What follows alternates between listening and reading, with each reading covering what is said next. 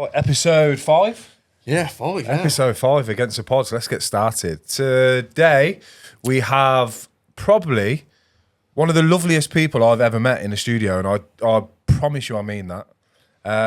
Good point.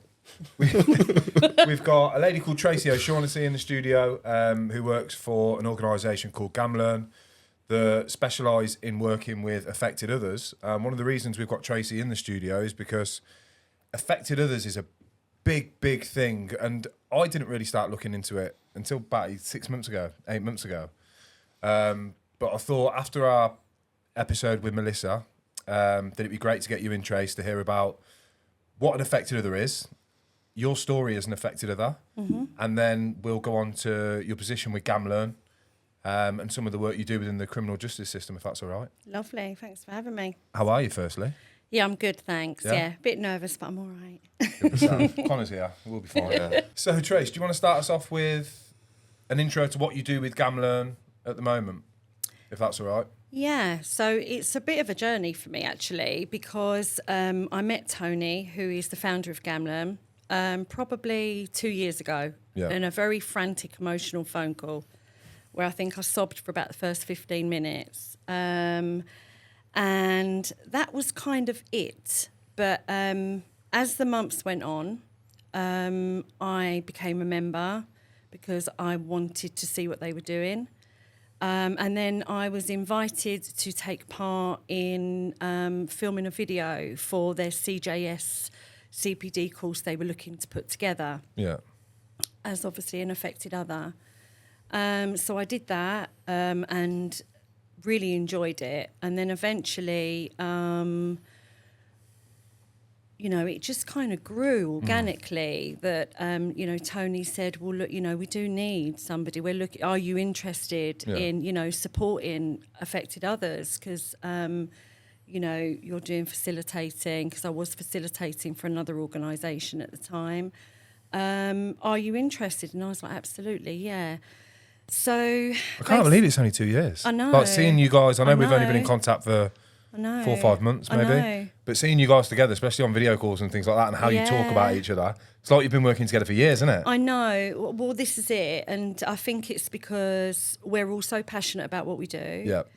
GamLEARN is a lived experience organisation. We're a small charity, very small in comparison to a lot within the recovery space. And, we're lived experience. So we're experts in our own story. Yeah. We can only be what we are. Yeah. And so I think that's why we're really passionate about getting alongside people and helping them that have gone through this, because we've all been through it. Yeah. So, yeah, it's great.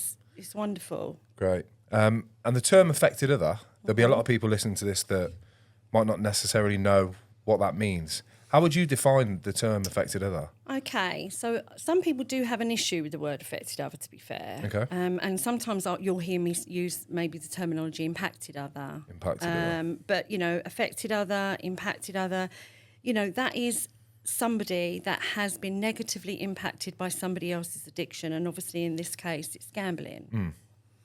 And that can be anyone. That can be anyone. It can be your mum, your dad, your sister, your brother, your children, your wife, your partner, your work colleagues, your friends. That wider... I think figures recently, maybe 2021, 2022, the Gambling Commission released figures that for every gambling addict or someone living with a gambling disorder, there's 8 affected others. Well, I would double that. In my experience, I would double that. Close family, the wider family, friends. Yeah, absolutely. I mean, the impact, and people do see gambling disorder, gambling addiction. You'll hear me refer it to gambling addiction a lot, and I'll tell you why. I have been an affected other all my life. Yeah. My sister became a heroin addict when I was around 12. She died aged 52, 7 years ago. So all my life I navigated her addiction and how that impacted our family and me growing into an adult. And so what I've found is in my journey, as somebody affected by gambling, that it's not seen the same. It's not recognised the same. It's not approached the same. And so the reason I use addict a lot is because it makes people go and listen. Yeah. And, you know, even when delivering the training, we deliver to a lot of people that work within the substance misuse space, within the criminal justice, you know, people from prisons, probation service. And often they will leave our training, our course, saying to us, I'm going to look at this differently now, because they have been seeing it, maybe not as impactful, not as damaging, not as harmful. For me, for somebody who's been through both, in some ways I've found the gambling harder. I've found it much harder to navigate than... In what ways? Because with a substance misuse, people present differently. So therefore, there's only so long that you can hide it. But you can see the signs. Yeah. Before somebody will start saying, for example, oh, is so-and-so okay? Because I've noticed every time we've been going out, he's had a little bit too much to drink, or, you know, so those signs are there. And I think, and I'm going to say this, I'm going to be honest here, that within society, that's now seen as a bit more acceptable. It's kind of, oh, well, so-and-so's got a drink issue or so-and-so's got a drug issue. And because there's so much help out there, I think that stigma is being taken out of it. With gambling addiction, it's the silent addiction. Nobody knows it's going on. Nobody. And I talk about this stuff all the time now. I didn't tell anybody for nearly 15 years. I lived in that shameful space. So in some ways, I think the harm is greater, because quite often what happens is the affected other, and for the 10 people I'm currently supporting on the CJS support group currently, every single one of them found out at point of arrest. Yeah, like it's kind of... Can you imagine gone past the point of, that your life is trotting along, as far as you're concerned, really normally? You're going to work, you're booking a holiday, you think everything in your world is fine, but unbeknown to you, your loved one has remortgaged your home, has racked up tens of thousands of pounds worth in debt in your name fraudulently. You know, the list is endless. And the shock and trauma that brings to people is really underestimated. You know, and from a gambler's perspective, and I talk to a lot of gamblers, I work with them, gamblers in recovery, my bestie, my Reese.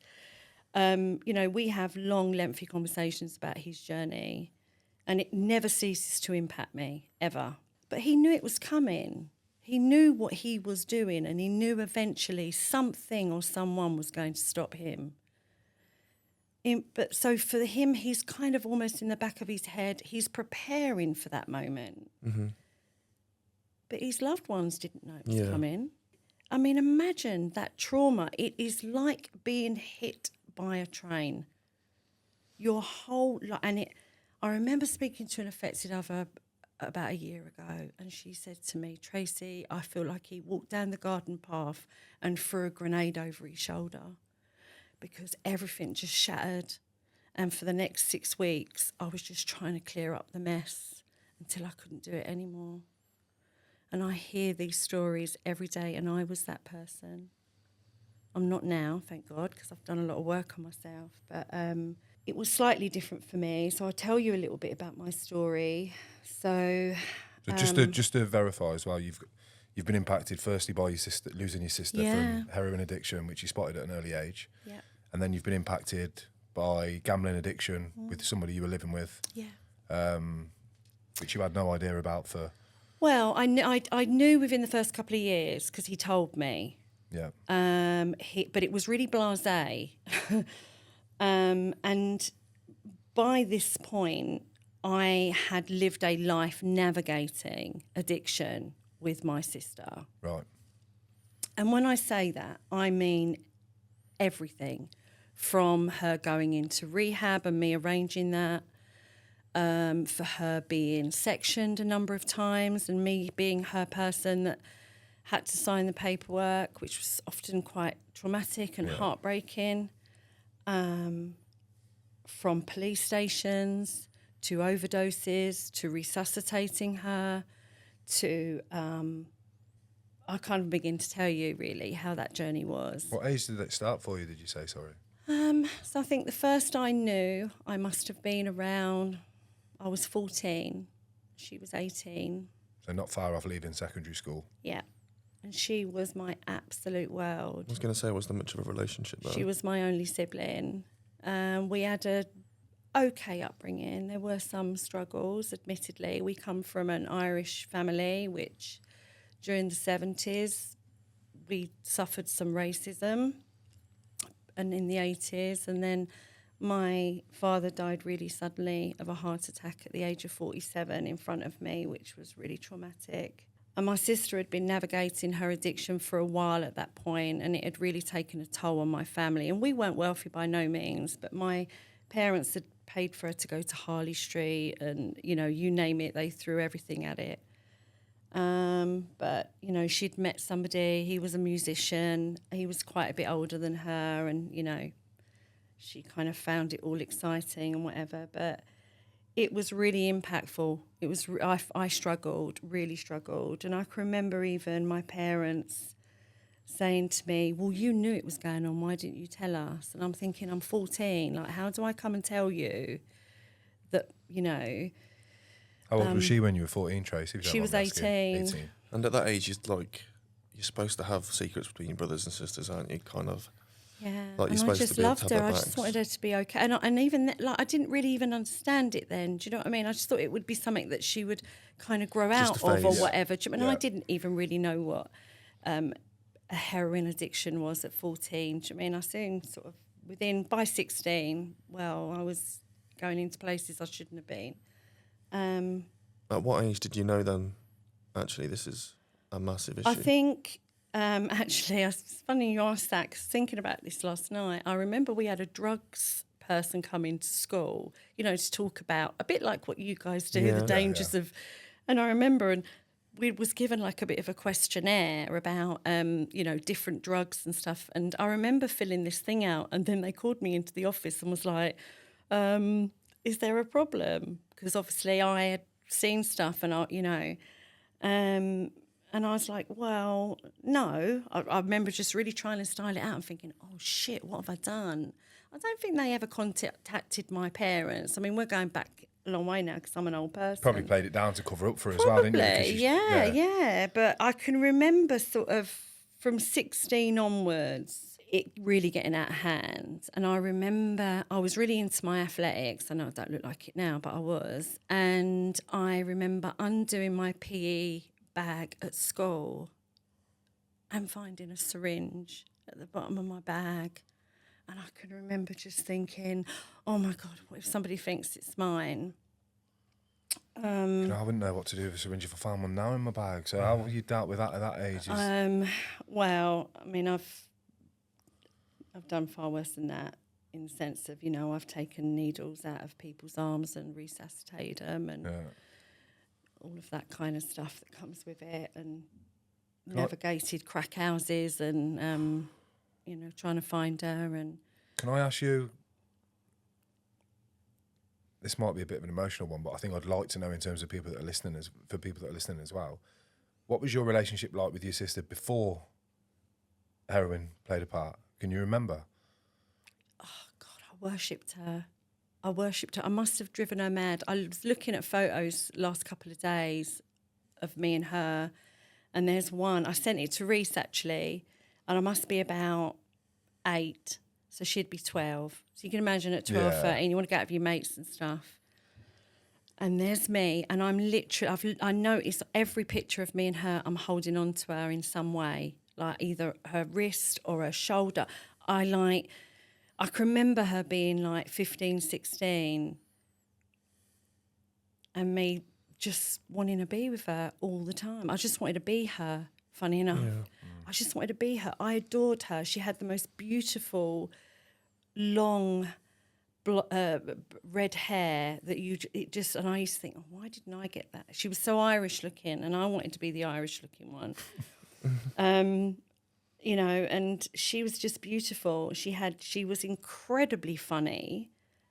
People just navigated to her, but she was just vulnerable. And that's what addiction is, isn't it? It's vulnerability, it's disconnection, it's pain, it's trauma. And growing up, we both experienced all of those things together, but hers manifested differently to me. But then I just felt, as her addiction grew, I was just losing more and more and more of her. And I think that's what a lot of families that I'm supporting now talk to me about. Yeah. You know, is that on the gambling side particularly? yeah. Yeah. Because I'm guessing from my experience, you just... I think about relationships I lost from gambling, or when I had family fallouts from gambling. It sounds awful, but it's not your biggest priority. Your biggest priority Absolutely. is to get another bet on. Of course it is. You almost... things around you are happening, but you're more conscious of where can they get money from to... And it's... I'm That's guessing what I was going to say. I was like, we've probably both been on the path of self-destruct ourselves, but like for you, being an affected other, what's it like to... You said you idolise your sister. What's it like to slowly see her fade away to a person that I would imagine, if it's anything like me, awful. was unrecognisable? It's heartbreaking. It's heartbreaking. Because you can't control it, can you? You can't control it. And again, you see, this is what I say to those that I'm supporting, is that you are powerless over somebody else's addiction. I mean, I've done a lot of work around addiction over the years. I've done various different courses, and you name it, I've done it on the T-shirt. And I say to people, you are powerless over somebody else's addiction. I get a lot of my affected others say, is it something that I did? Is it something that I didn't do enough of? And I'm like, no, it's not. It's just their journey. They're self-soothing. Gambling is like no other addiction, in the sense of it's a self-soothing. It's a way of escaping. When you talk, and I was able to equate this a couple of weeks ago when talking to somebody in recovery, and they said, I just lose myself in that space when I'm gambling. I find everybody else irritating. My kids are irritating. My wife's irritating. If I'm asked to do something, I'm just like, I don't want to do that because you're taking me away from doing that. Yeah. And that's exactly what Stephen Corker said on the podcast last month, didn't he? Yeah. He'd take friends to him at the casino, and he didn't want anyone in the casino with him. He was just taking them with him so he weren't on his own. Yeah. And then on the way, he'd be okay on the way there, but on the way back, and while he was in the casino, you might as well not talk to him because he's there to gamble, like other gambling addicts would say as well. And you can relate to that, both of you, in the sense that you become insular because all you want to focus on is that chase, as it were, in losing yourself. All this stuff's behind you. If you're looking in the rearview mirror of your life thinking, shit, this is catching up with me at some point. And the one thing that's got you there is the one thing you're using to escape from what got you there. Yeah. So it's just that vicious cycle, isn't it? Do you think that's the hardest part of being an affected other, is the fact that you're essentially helpless, but like you want to help that person, but there's not really anything you can do? There is an element of that, for sure. But I think particularly from the gambling side of things, so my sister's addiction affected my life emotionally, mentally. Obviously, eventually she passed away, which was absolutely a game changer for me. My mental health, I just didn't want to be here. I'm very open about that. It was only my kids that kept me here, I'll be honest. And everybody around me knew. It was almost like, oh shit, this is the biggie. This is the one thing that, like, I just literally wanted to get in my car and drive off of Beachy Head. Because I thought, I can't deal with this. I can actually remember almost, I'm doing it now, where people would come near me and I would literally be like, I just don't. And I'm actually glad I wasn't there when the police come, because I think I would have assaulted them. Because I literally just was like that. It was like I didn't want to hear those words. Yeah. So I think, but with the gambling, it was slightly different in the sense of that the impact is obviously as well financial. So you're not just dealing with the emotional, the mental health, the isolation, because I really isolated myself. You're then thinking, how am I going to get myself out of this? How am I going to get us out of this? How am I going to pay these debts off? How am I going to save our home? How am I going to get to work when they repossess my car? All of that. And then the next layer of, how am I going to explain this to people? What am I going to tell them? And the lies. I turned into somebody I didn't recognise because I would lie to cover up what was happening in my life because I didn't want people to judge my partner. So I then become this person that I didn't want to be. So I just stopped seeing people. I just thought the easiest thing is just to navigate this on my own and just not see anyone. And it's lonely. And that's what happens for affected others. The shame is overwhelming. What was the difference in time, Trace, from unfortunately losing your sister to things start to happen with your partner? 8 years before she passed away. Right. She was in and out of my life at that point due to circumstances I won't go into. Yep. We were still very much in communication, of course, but she'd had to move out of the London area. So sort of 2 years into relationship with my partner, he sort of dropped in that, oh, well, you know, I used to have a bit of a problem with gambling. And I just thought, oh, okay, right, whatever that is, because, you know, you can just stop if you don't want to gamble. Because I didn't look at it like I would a substance misuse. I think that perception's only changed within the last 10 years, maybe even less than that. And I really want it to change. Yeah. And if you ask Reese and Tony, they'll tell you how much I push that I really call people out on it now because it's really important that people do see it. Massive lack of understanding around gambling addiction. Massive. And I'll come on to a few examples of that in a bit. And I remember just thinking, oh, okay, whatever that is, you know, sort of thing.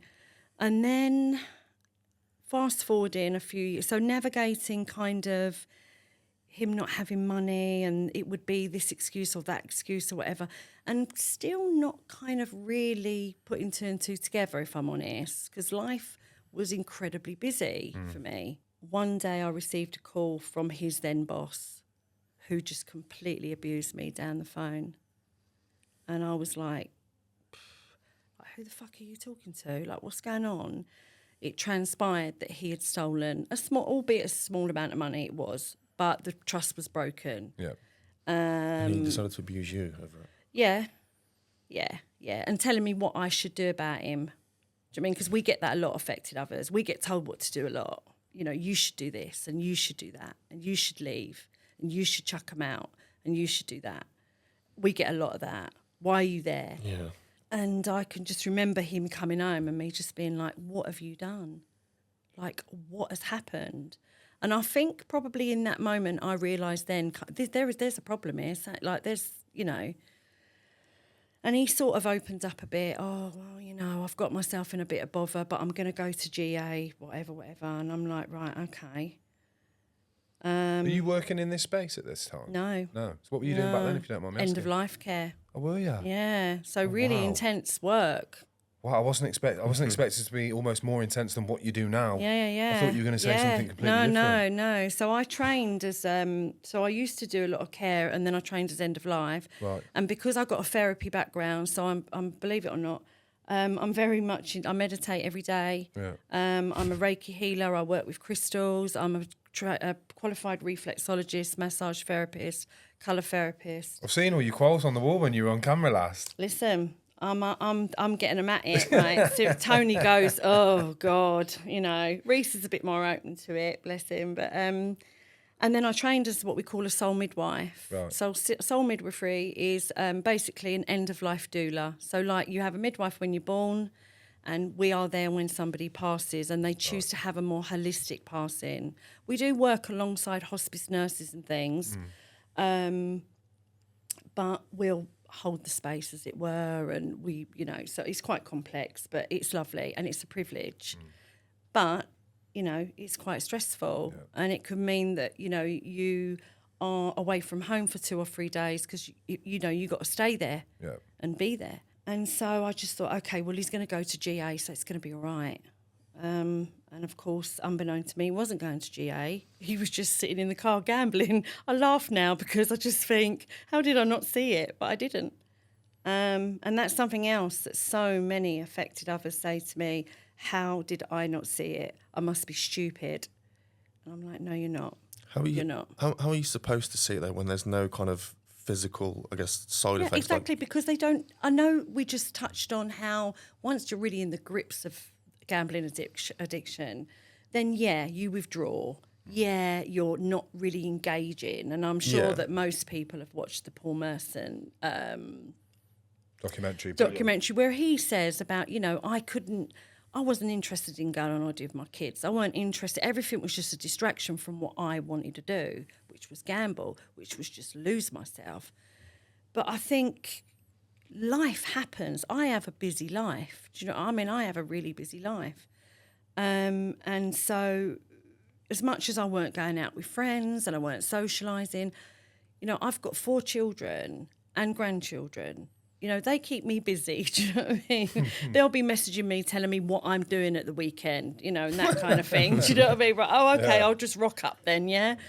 And I adore them. They're my world. They're the only reason I'm here, to be fair. Well, they are the reason I'm here, is what I mean.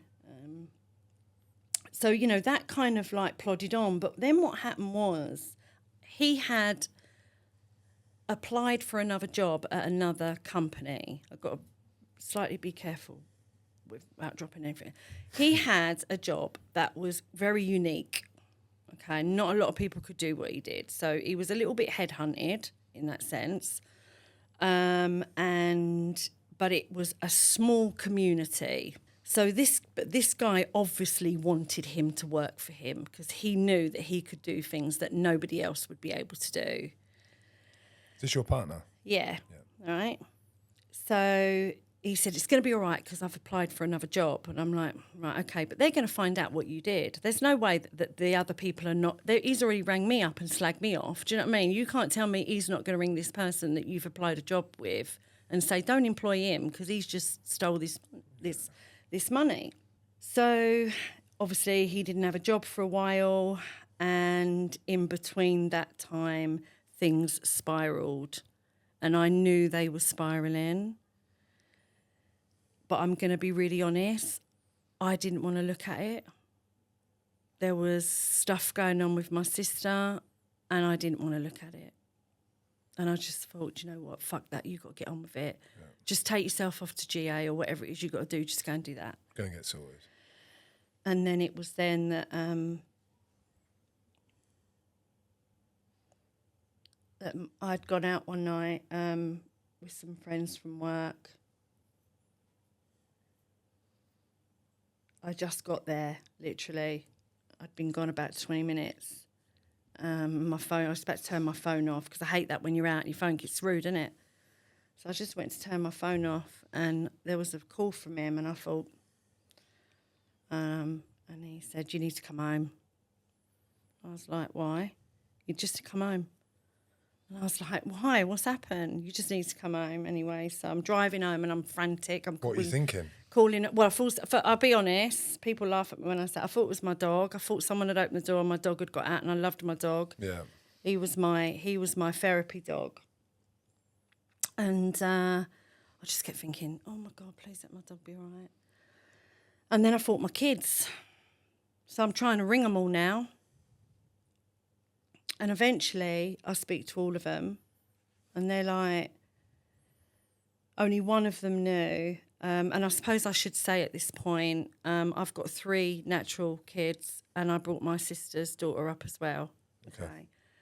I just thought, okay, so I got home, and I remember getting home and opening the door, and my partner just said, the police have been.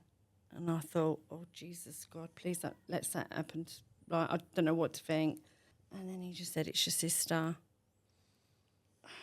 And I can just remember, it's going to sound awful, sorry, but I can remember looking at him and thinking, I just want to smash her head through the wall. Because I just remember thinking, all this time I've been fucking looking after you, bailing you out, making sure you're all right, and I couldn't save her. And I hated him in that moment. And I've told him that. We've had deep conversation. I hated him. I hated him for that because I felt like... You could have done something. Yeah, but I know now I couldn't. But you know that you do know that you couldn't. No, I know. And this is the thing, because now I take this journey, and when I'm supporting my affected others, I'm able to draw on that. Yeah. Because I've done a lot of work since then on myself. So that was just a really, really, really difficult time. But lo and behold, in the midst of all of this, that it was a very challenging time, and I won't go into details because I'm really mindful of my sister's daughter, that my partner's gambling really spiraled beyond anything. But lo and behold, this guy got back in touch and wanted him obviously to do this job. And I thought, oh, thank the good Lord, at least there's some kind of light at the end of the tunnel, because I've got to pay for a funeral, I've got to do all this stuff, I've got to, you know. But the guy was like, but I want your missus to come with you to the interview. What? Right? So I went. I know you're not going to tell us, but I'm really intrigued to what this I'll is. tell you off camera, if that's okay. I will tell yeah. you. So I went, and I can just remember being like really angry. I can remember sitting there looking at this guy thinking, I'm going to smash this place up in a minute. Because I was just angry with everyone. Just wanted to hurt everyone because I was hurting. Yeah. I was in a really bad way. And he's like saying to my partner, well, I know what you like. I thought, what are we doing here? Because he's going to my partner, well, I know what you've done because X has rung and told me. But you know what? I'm willing to give you I'm going to give you a chance, I think. I'm going to really play, you know. And I'm just sitting there thinking, am I in some sort of film? Is someone going to jump out in a minute and go, surprise? Because it ain't funny and I'm not enjoying it. Yeah. And then he's like directing questions at me. So how do you feel about this? And I'm like, well, I'm hoping you're going to give him a job, to be fair, because, like, things are really fucking shit. And he was like, well, you know, and so basically we told this person about his gambling addiction. And he was like, oh, no, that's fine. I've had people here that I've put in the Priory and this. And he's like selling it to me. And he's like, and what hours do you work? Because I'll make sure that you have the same weekends off.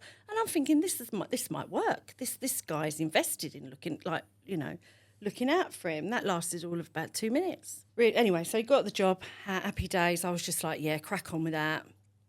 However, the guy did say, but I'm only going to give you the job if your wages are paid into your partner's account. I thought, yes. So I thought that would solve everything. For anyone that's not aware as well, that's not so you can have the money. Oh, no. That's so he doesn't spend, manage and try to reel him in a bit. Yeah. Do you know what I mean? Yeah. How did your partner take that at the time? Because I would imagine if I was doing that and someone said, I can't imagine that would go down well. I had to do it at 25, maybe 26 when I started Gambling Anonymous for 8 weeks. My mum was in charge of my card. If I wanted it, I'd have to ask her. Then I'd take my receipts home. I'm still in charge of his money, just letting you know. I lied, said I'd lost, so I never opened up about the issue properly. I just said, I want to stop gambling, I'm gambling too much. After 8 weeks, I said, I'm feeling better now. Mum never knew the extent of it. She had my bank card, I ordered a new one straight away, missed a day at work, got the postman. First thing I did was put £1,000 on England to beat Iceland, lost 2-1. But I hated it. You're going out and lads saying, what are you keeping receipts for? You ain't got your own business. I've got to show my mum because my mum looks after my money. Yeah. But you've got to do what you've got to do. I think he was desperate at that point because I was not in a good space mentally. I was literally like, I was done. I really was. With the relationship? Yeah, with everything, with life. Right. You know, with life, I just was going through the motions, if I'm honest. And obviously now, having conversations with people around me, you know, they've said to me, you know, we were really worried about you. you know, because you're always the one that holds it together. You know, you've navigated this journey with your sister. You've gone through things that, you know, you've always been the strong one. You've always been the one that people come to, and that really broke you. So I think he would have just agreed to anything, if I'm honest. Do you know what I mean? 'Cause for him, I think he was just thinking, oh, this'll make it all right for a bit. Yeah. What was the extent of his gambling addiction, Trace? It was bad. Right. Tens of thousands at this point. Some of that was in your name. Yeah, and like he had, you know, stolen my bank card, emptied that out. You know, that was a regular occurrence of things that would happen. Stolen money from family, borrowed untold amounts of money from his parents over the years. And what he was really good at was keeping us apart. Obviously, now I've realised that. I just thought they didn't like me. And I'll be honest, I didn't really give a shit. It's not my job to make people like me. Do you know what I mean? It's like, I'm who I am. I'm not 18 anymore. You know, when you're young, you really want your people's family. If you're going out with a boyfriend or something, you want their parents to think you're just the best thing ever. Yeah.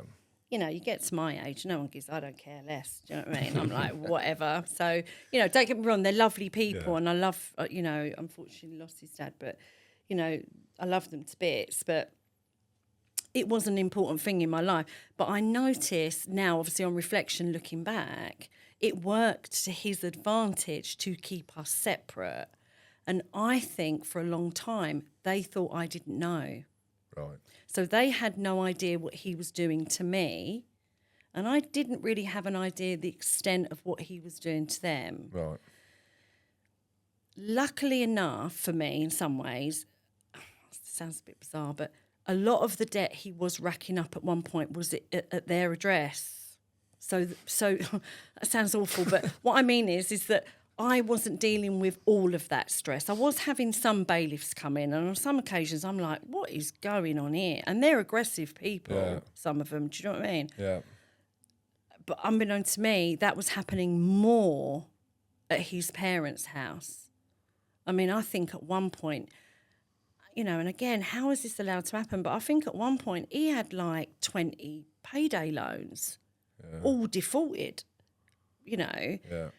Credit file getting an absolute battering. You know, and so all of this was going on. I can't imagine where his head was, what he was navigating emotionally. And so this went on for a number of years, to be fair, I've got to be honest. And then we'll fast forward to COVID, which I think impacted a lot of people. Yeah. Mm-hmm.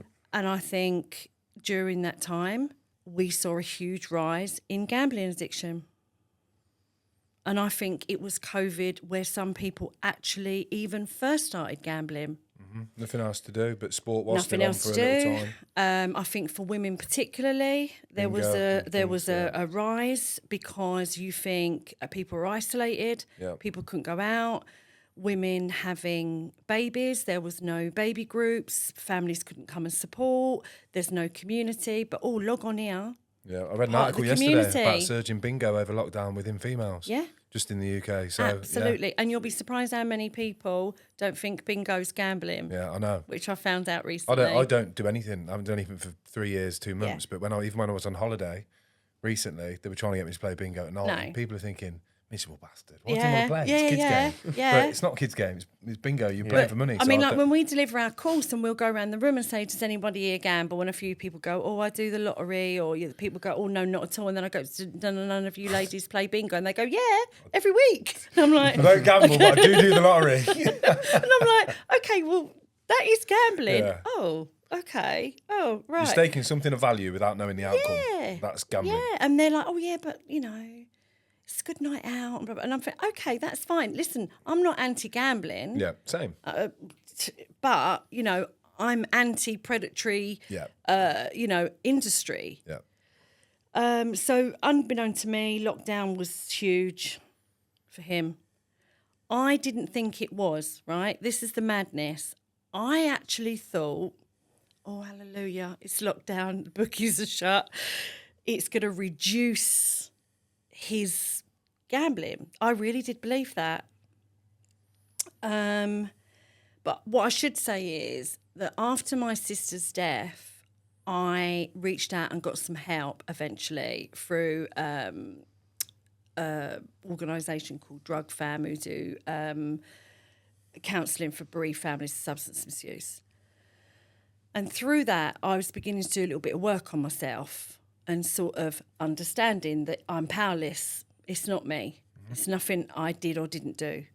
But on top of that, I went onto Instagram and found a guy who was doing some stuff around his gambling, like his story, gambling addiction. And I messaged him. I looked at the messages the other day, actually. So over a period of sort of lockdown, so I'd sort of messaged him and said, oh, hi, you know, I've been reading your articles and stuff on your Insta, and my partner's a gambling addict, and, you know, and we kind of just were chatting now, not every week, every month, whatever, you know. But unbeknown to me, his addiction was bad. And he was left to his own devices, basically. He was being left at his place of work all day on his own. We'll fast forward to March 22, and he didn't come home from work. And I thought, oh, something's happened. Perhaps he's had an accident, as you do. And I thought, oh yeah, but if he's lying in the road, somebody will see his details on him, so someone will ring. Do you know what I mean? And then it got to sort of quite late, 9ish, and I thought, oh no. And then in the back of my head, I was thinking, he's done something. I've got a feeling he's done something. So I rang one of his friends from work, and he was as nice as, but no, everything was fine. He was fine today when I saw him. Now I know that's a lie. I was like, okay. The mate had covered up for him? No, it was covering up for the place of work. Got ya, okay. And I'm like, right, okay. So there was nothing untoward today at work. No, not at all. Not that I know about. But then, you know, and he gave me some bullshit story about, but I left at 3:00 or something like that. I'm like, oh, okay, all right. So it got to about 10 o'clock. It got to 11 o'clock. I'm ringing his phone. No answer, obviously. I thought, oh, he's done something. And it was about 3:00 in the morning. No, actually, it was a bit earlier than that. It must have been, I think, about 1ish, because I was getting up for work at 5. And I heard car doors go. I looked out, it was the police. I thought, here we go. He's either dead or he's done something. So they knocked on the door.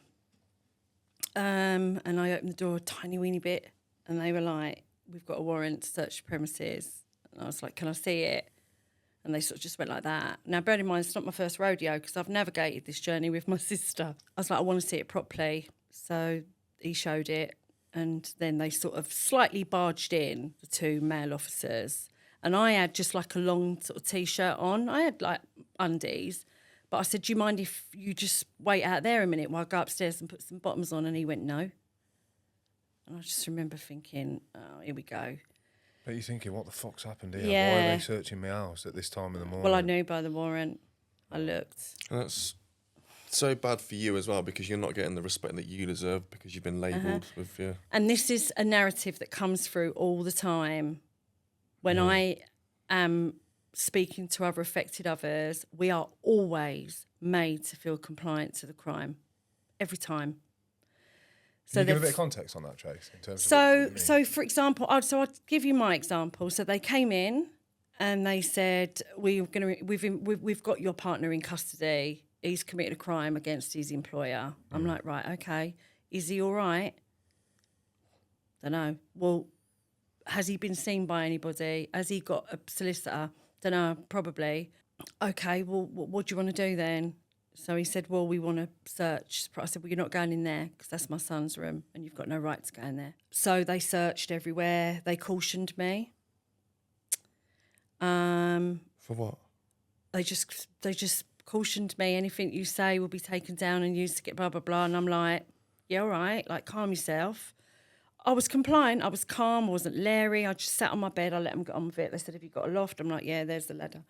Have you got a garden shed? Yeah, there's the light. So after about an hour and a half of looking for what they were looking for, and bearing in mind, gamblers very rarely accumulate wealth. Mm-hmm. Do you know what I mean? So, you know, I know what they were looking for.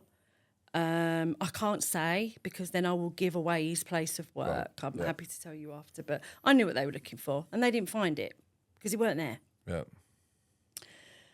So they were obviously a bit umpy. And I just kept saying, like, is he okay? Because I'm thinking his mental health must be shot. He must be thinking, my life is over. She's never going to forgive me for this. This is it now. I've reached an all-time low. You know, are you going to release him? Can you tell me where he is at least? Because I'm thinking, well, I'll go down the police station and make sure he's got, you know, a solicitor. Yeah. Oh, well, we've got this number we can give you. It transpired the number wasn't even a number. So I'm ringing it and it's like, this number is not in service. Like, okay. But what really changed it for me, and what really propelled me to do the work I'm doing, was this one sentence, which I know was said purely to harm me. Because as they were leaving, police officer said to me, you do know that he's a gambling addict, yeah? But what if I didn't? There was no, are you going to be okay? Yeah. Do you need any support? Is there anyone you can call? I could have had a mental health issue. I could have had an addiction myself.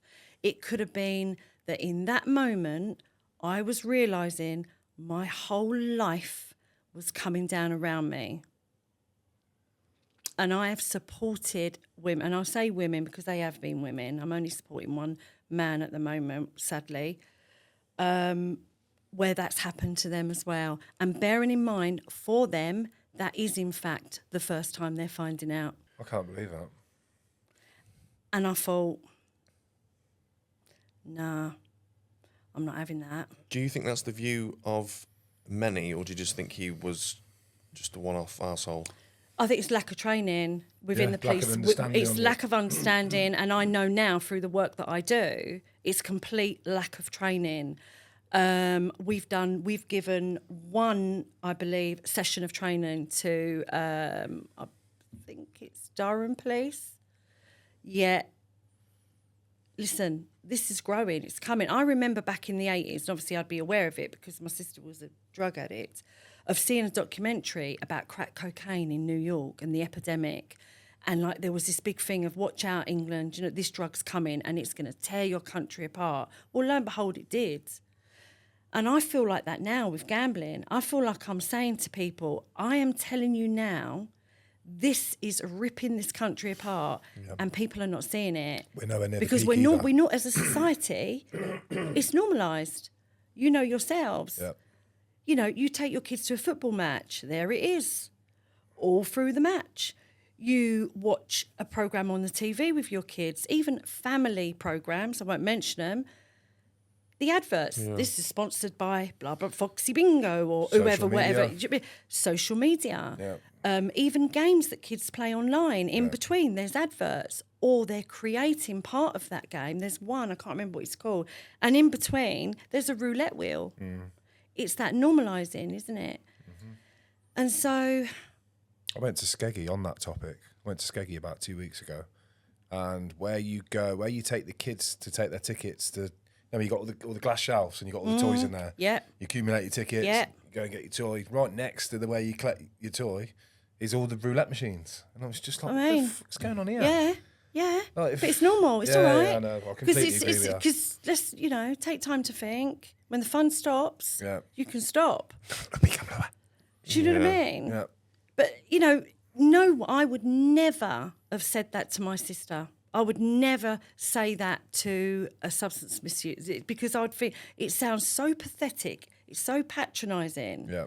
Yet people think, they can just stop. That gambling addiction is still a lifestyle choice. It's another tick box. So we mentioned it before we come on, didn't we?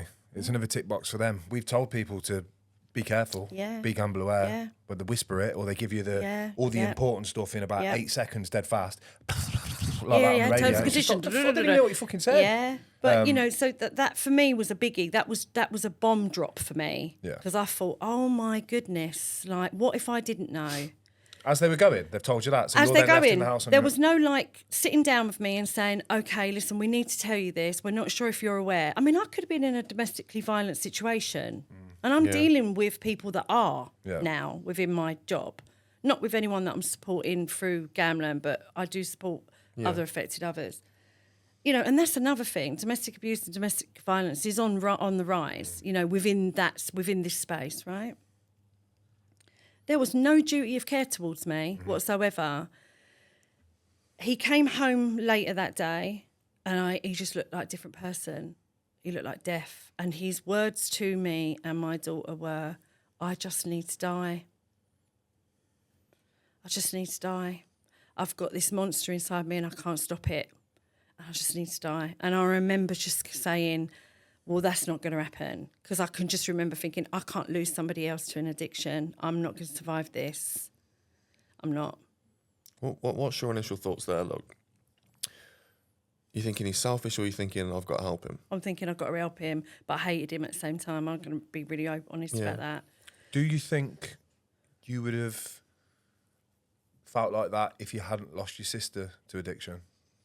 Was it the fact that you lost your sister that, and like you said there, you had a thought, I can't lose somebody else. If you hadn't been through that, would you and your partner still be together now, do you think? Because I've lost relationships from gambling, and I assume that there will be people listening to this and think, well, this woman's been through, how has she stuck with him? And I think it's important that we know why you stuck with him. Was it love? Was it... I'm going to be honest, a lot of it was to do with the journey that I had with my sister. I think he couldn't have come into a more understanding family. All my children are... I never hid who and what my sister was. I was never ashamed of her. I loved every part of her. And so they've grown up knowing her addiction, knowing... this is what can happen. And thankfully, and I do think maybe this is the one legacy that she left for them, was that none of them have gone down that path. None of my kids really drink. They don't smoke, and they don't take drugs, and they don't gamble. So thank you for that. But I think I can just remember saying to him, and I can remember saying this, and I use this quite a lot, I don't know if I'm going to be with you at the end of this journey, but I will get you through it. Because I knew in that moment that it was highly likely he was going to prison because he had stolen an incredibly large amount of money from his employer over a period of time. And I thought, well, this is it. This is it. He's going. And I can just remember going into that, I need to clear this up mode. I need to make this all right, as most affected others do. I don't want anyone to know. I need to just secure the area, people. Because I'm guessing the thought process for you there is, I've got a daughter. We've no longer got a salary coming from here. How am I paying the mortgage? We need a car. Yeah. So it's all on me. It's all on me. 18-hour shifts. I'm thinking, am I going to do this? Here I am again. In the matter of what seemed like everything happened in slow motion.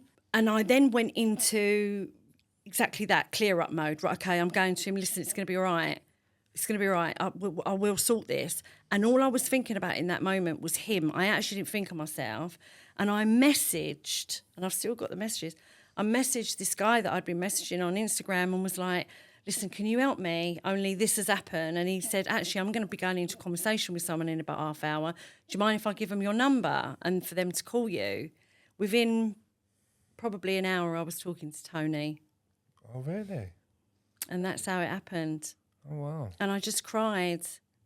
And he told me his story, which is mad. Yeah. And he went, don't worry, I'll help him out. And I was like, thank you so much. But my fault was for him. I just thought I need to make sure he's going to be all right. Yeah. Did I want to be with him? No. In that moment, I'll be honest, I didn't. I really, really didn't. But I also didn't want him to be... I didn't want him to take his life. I didn't want him to be homeless because my sister had gone through a period of that and I didn't want that for somebody else. I remember saying to him, I don't think I love you, but I really care about you. I really care about your life moving forward. And you really need to get a grip on this. This is it now. Do you know what I mean? You've got to do something. I can't do it for you. I don't have it in me. I just don't. Then I think within an hour of talking to Tony, he was then talking to somebody else from another organisation, and within 2 days he was on his first meeting with GamFam. Which is because of you, really. But I'm guessing he wouldn't have been that quick if... 100%, yeah. But he still had to engage in that. Do you know what? I may have said to him, listen, this is it. It wasn't an ultimatum. It wasn't. But I can just see this really unwell person and thinking, I can't fix you. I couldn't save my sister. And I loved her more than anything in the world. I certainly can't save you. You've got to do that yourself. And because I had done a bit of work on myself with with Drug Fam, and then luckily I started going to meetings as well for other affected others with GamFam. And it was then that I realised I'm not on my own here. There's other people like me. So that kind of started my road of recovery. And then within, say, a year of meetings with them, I become a facilitator myself and ran my own group for partners. And at one point, across 3 organisations, I was supporting over 70 affected others at one point. Wow. 70? 70, yeah. I was running 1, 2... I remember you saying you were doing like a meeting every night. Like two meetings a week with GamFam. I do, and my meetings with GamLEARN, which I'll come on to. But so he started in recovery for the first time ever in his life. And I saw him change. The change was like mad. In how long? So I think within the first 3 weeks of engaging and connecting and hearing other people, I can't even begin to explain it to you how it was different. How important is that space for anyone listening to this that has a son with a gambling addiction, a sister that has a drug addiction, or anyone that's in that affected of the space? How important is it, in your opinion, to be meeting with people that are going through the same thing? It's you can't listen. I can't even put it into words how important that is. Connection is recovery. Yeah. Disconnection is addiction. To find your tribe, to be able... I can remember going to my first meeting as an affected other and crying for the first 10 minutes and saying again, I don't think I'm going to be with my partner at the end of this, but I do need to get him through this and I need to get myself through it because I realised that group was for me. Yeah. I wasn't going there talking about him. I was going there talking about myself. Really good point. And I always say that to my affected others. I'm only here because of him, but you're here to help you. And I really tried to change that narrative. And I had this conversation as well with a GP when I did the London Assembly. And I said, if you've got someone coming to you for help, you treat that person that's in front of you. You don't treat that person only if their loved one's in recovery. Because if someone's coming for help, they're coming for help for them. And that's how I saw it. It was my recovery. What you've got to remember is a lot of affected others, myself included, had been carrying this for a long time. So for someone to suddenly say to you, how are you? How are you in all of this? What do you need? What does that look like? Suddenly they're like, he's doing this. No, I didn't ask that. Didn't ask what he's doing. I'm not interested in what he's doing. I want to know what you're doing. What are you doing for you? And I can just remember thinking, this is the first time I've shared my story and someone's not looked at me and gone, well, what are you still doing there, you silly cow? Wow. What, you've not chucked him out yet? What, someone like you and you're putting up with that shit? What about your kids? What's like... And the stigma and shame that's attached to that and my kids are grown up, so it didn't affect my kids as such. It affected them, I suppose, in the way that they would see me unhappy. I masked it well, don't get me wrong. Is it more that that people down at the school or down at work, they've seen it in something in the papers, everyone's talking about it? Listen, when that comes down the line for affected others, Aaron, let me tell you something now. I know I have shared this with you before when we've talked. I truly, and I hate to say this, I truly believe it is only a matter of time before we have a suicide that can be by an affected other that is down to gambling harm. Because the stigma and shame that's attached to this addiction is second to none.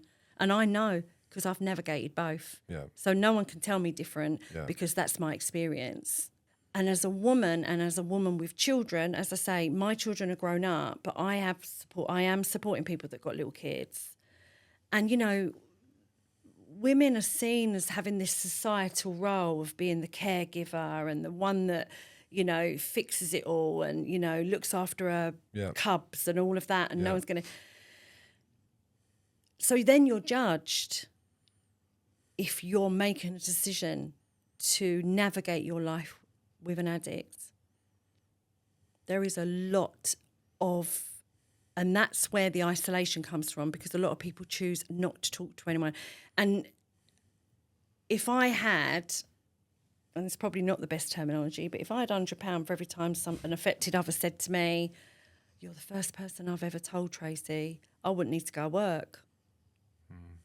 Because, like you say, because and I'm still supporting people who haven't told anybody else, and their loved ones are looking to go into prison.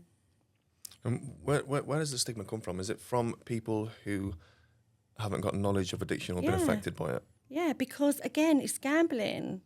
So it's like, well, why don't they just stop then? Just stop. It's not like you're putting a substance, because people don't understand it. If you're drinking, you're consuming. If you're taking cocaine, you're consuming. If you're taking heroin, crack, whatever, you're consuming. People don't understand that gambling addiction changes your brain. Yeah, it releases that dopamine. It changes. That's been proven. You can see, I don't know if any of you have ever seen the little short video. We used it in our training. It's where Tony O'Reilly is a recovering gambling addict, goes into a MRI and they show him. It shows the parts of the brain that when the gambling adverts come on. Yeah. So imagine that before you're 25, because we know before 25 your brain's still developing. So imagine the impact that's having, but also because in society we normalise gambling. Mm-hmm. And to lead on from the irrational thinking part with gambling addiction, if I had $5,000 and I lost $4,000, my irrational thinking would then tell me, instead of keeping that grand aside and trying to be sorted, get that grand on, whole grand, try and win that money back. Try and win that money You're back. not thinking as you would if you weren't. Do you know what I mean? It's 100%. Like it's a difficult one, and I think like we said earlier, I don't think it's even hit its peak in this country. It hasn't. And when I say to people about the extent of harm, it's not just financial, but obviously for gambling addiction, it's a big thing, because there's not really a saturation point. I talk about this a lot. With substance misuse, any substance, be it alcohol, be it whatever, there is a saturation point. There comes a point where you're either going to pass out or you're going to OD. Right? If I said to a heroin addict, there's £20,000 and I want you to do all of that in heroin in an hour, they're not doing it. No, dead. Yeah. They're not doing it. But if I gave somebody in active gambling addiction $20,000, they'd do that in 10 minutes. Yeah, it's a really good way of... There's no saturation point with this. Yeah. There isn't. And unfortunately, often the end pathways are arrest, and in some cases we know suicide. Gambling addiction's got one of the highest rates of suicide, the highest, in any addiction. And you wouldn't be able to tell that though by the amount of TV adverts that don't. No. Do you know what I mean? Where's the reference to the suicide rate? I know you can't put that on a bus stop and say, "Oh, please note, this many people died last year," because of gambling, but they've all got a comedic element to the adverts. They're all bright colours. The disclosure they give you around gambling when it gets out of control is at fucking 100 miles an hour, so you can't hear it anyway. And they're whispering for some reason. Mm-hmm. So yeah, I'm on board with all that. I think before we go into the criminal justice system a little bit more, and before we go into your sort of work with GamLEARN, was it recovery sessions, group sessions, one-to-one sessions? Was it that type of thing that has helped you and your partner come out the other side? Would you say that was the 100%? Apart from how you are as a person, was it that's got you through it? 100%.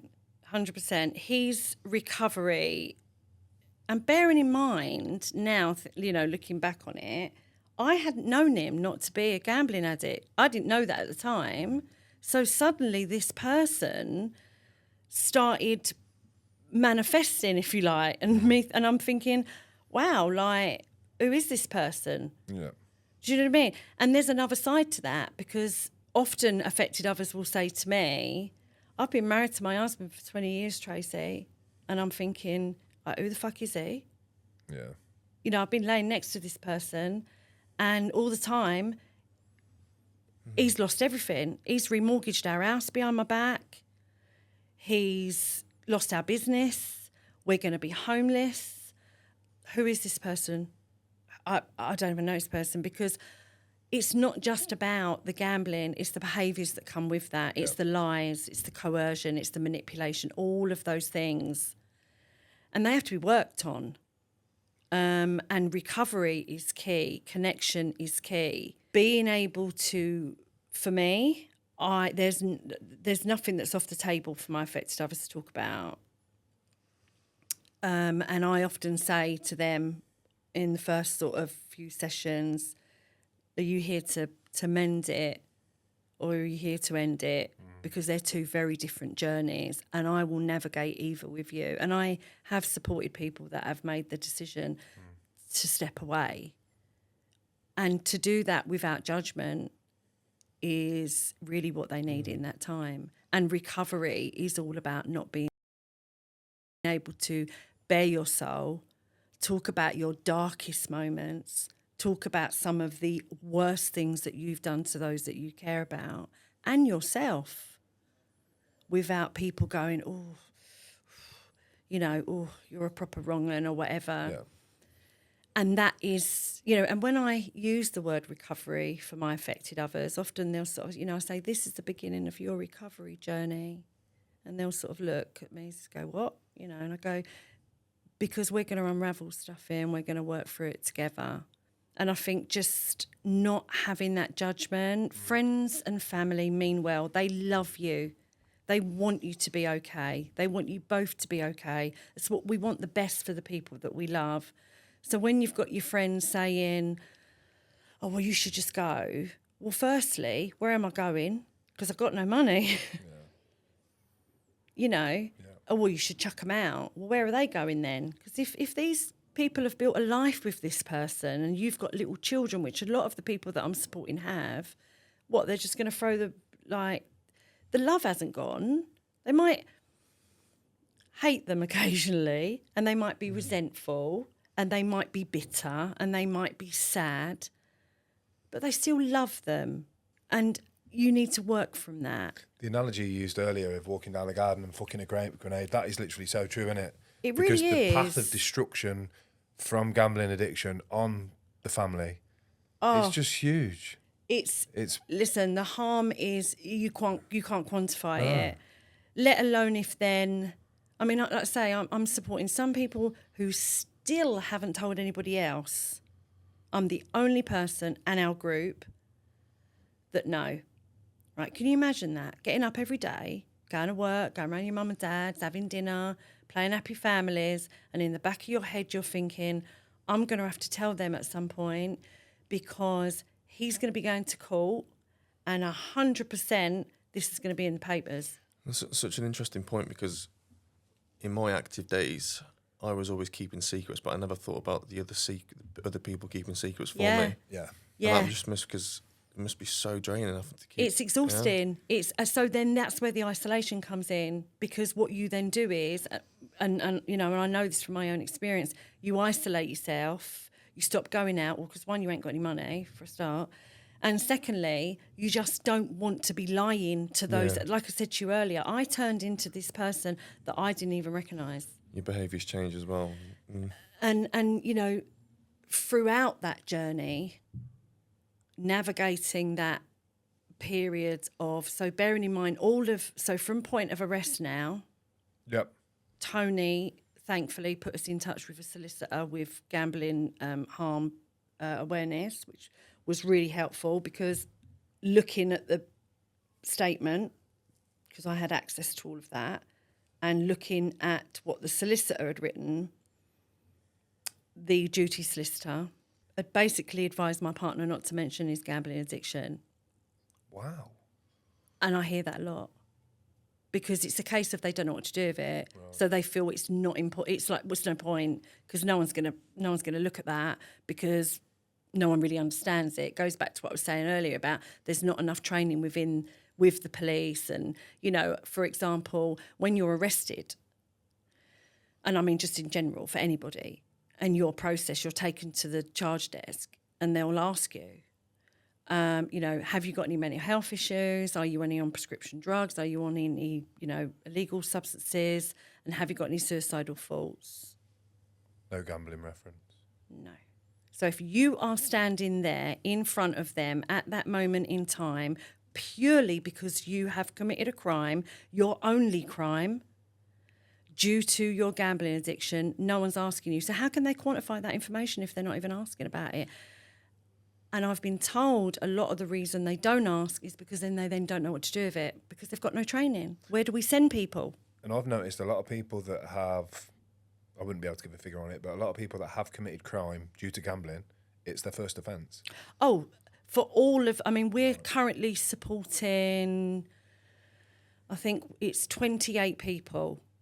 Bearing in mind, we thought, you know, we would be supporting 12 in the first year. So you're oversubscribed, right? In terms of your numbers. And 10 family members, which is sad in a way that it's only 10, because where are the others?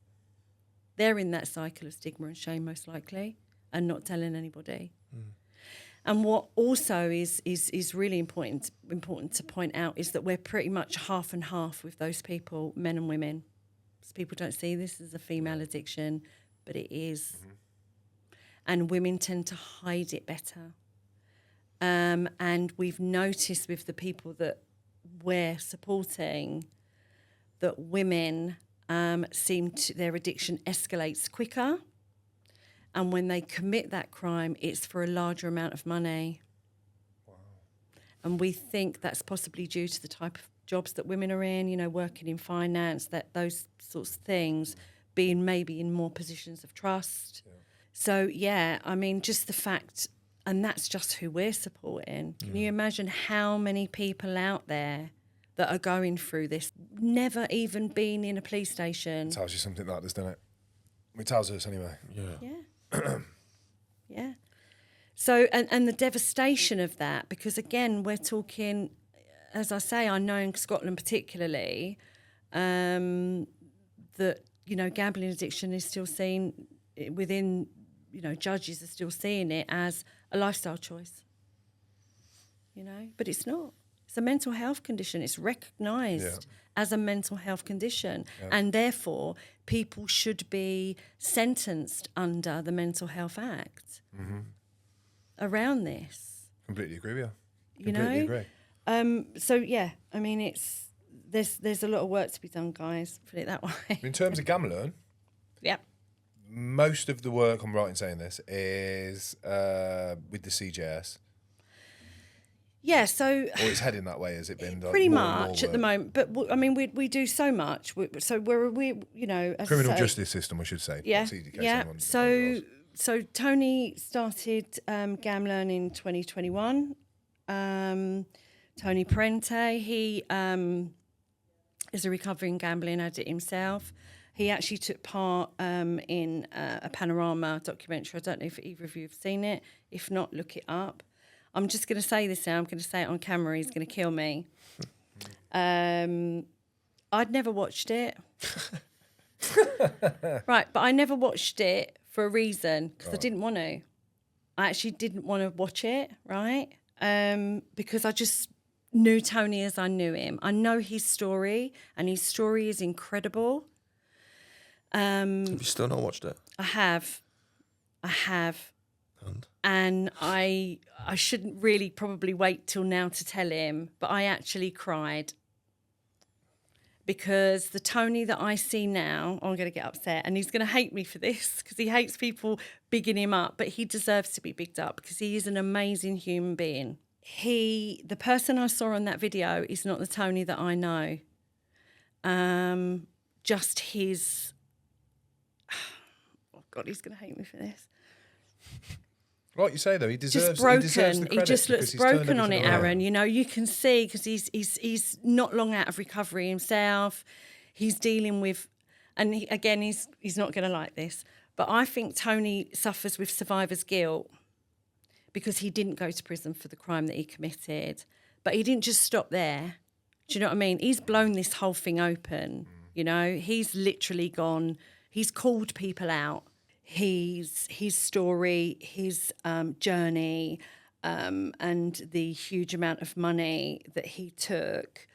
It was highlighted to the Gambling Commission, and even back then, which I think, sorry if I get this wrong, Tony, 4 or 5 years ago, you know, that their attitude was when looking at his case that this will never be allowed to happen again. I've just shared with you, us alone are supporting 28 people, and it is being allowed to happen again. Out of the people that we're supporting currently, you know, the industry is sitting on over £5 million of proceeds of crime from those crimes committed by those people that should be paid back to the victims of those crimes, you know, as part of that POCA process. Yeah. Because, you know, that's what should happen. That's the right thing to do. The Gambling Commission should be getting onto this and saying, hang on a minute, what happened to the affordability checks? Mm-hmm. What happened to what happened to all the things that you're supposed to be doing? Yeah. Safeguarding checks after so much has been deposited. Let me tell you, when I had access to my partner's account, I can't begin to tell you. What did you get to see all of it, all the stuff from because previous? Part of what we do at GamLEARN, and I'll go into that a little bit, but part of the process with my partner was getting his digital subject access request, a DSAR, what we call a DSAR, so I could see all his gambling activity. First thing I did when I sat against the odds was to find out my good Lord. Literally, there was not a transaction for a utility bill or a sandwich or petrol or any of the normal things that we might do. Every transaction was gambling. So you'd see a deposit of, say, 50 grand, and then it would be just gamble until that went.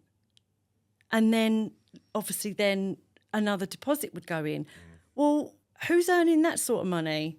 Who's earning 50 grand in a day? And you can see the activity. So I'm looking at this thinking... Seconds. He's gambled for 15 hours straight. Yeah.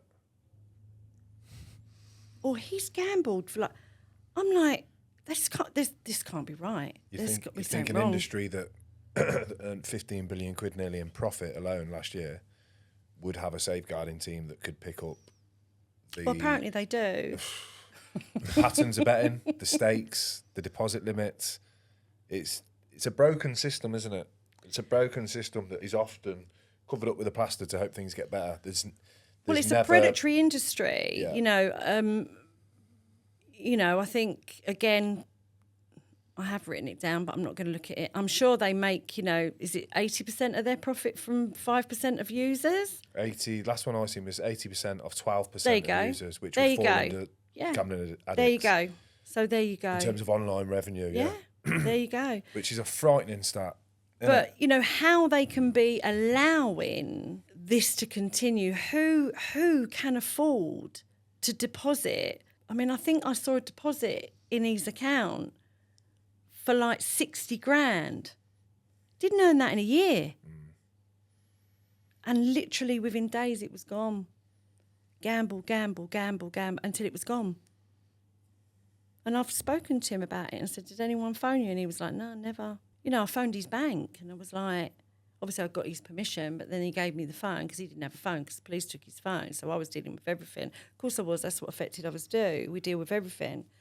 And, you know, I'm like, did you not look at this? You have a duty of care. Did you not look at this? Oh, well, you know, it's a bit more complex than that. And we are looking into training. I'm like, well, you need to hurry up and do it then. I'm thinking this is just one person, and I'm talking to 10 affected others who have gone through exactly the same thing. The industry's boomed so much over the last 10, 15 years that it's now got that much power. It's very difficult for people to keep up with the rate that it's growing at in terms of training. I'm not excusing anyone because I'm completely on your side of the fence, but people can't keep up with it because they don't understand the numbers. I mean, what was that recent article that came out? The new government believed the gambling addiction figure was actually 10 times higher than the last government thought it was. If that's 10 times higher, the number, where's the support? Like, you say, how many people? Can you give us a little bit of context around the team at GamLEARN, and could you take more people on? Are you getting a lot of calls from people? How big is the issue in your opinion? So we are a relatively small charity, and we don't take money from the industry. Yeah. We are very fortunate to be independently funded. One of the reasons for that is because of the demographic of people that we support. Yeah. As I just said to you, you know, the industry, you know, are sitting on over £5 million of proceeds of crime of the people that we're supporting. How can we then take money from them to then put back into supporting those self-same people? That just wouldn't sit right with us. Same with Against the Odds in terms of funding. We don't. And I listen. I know lots of organisations are doing really good work, and I mean, and we obviously do. You know, we refer into organisations for people to receive treatment, so people have choice. Yeah. But as far as we're concerned, that's our stance, and I know that, you know, if Tony was to come and say to us, you know, we're going to take money from this particular place, I think because of the work we do and the people that we work with, I know that we would all say, no, that's not right. Yeah, don't sit right with You know, us. we're seeing the devastation of this. We are seeing people... First hand as well, mate. First hand. It's so raw. I mean, honestly, I can't begin to even now tell you how painful it is. So we're a relatively small charity. So you've got Tony, who's our CEO and our funder. Our founder. And then we have myself, Reese, and 2 others. That's us.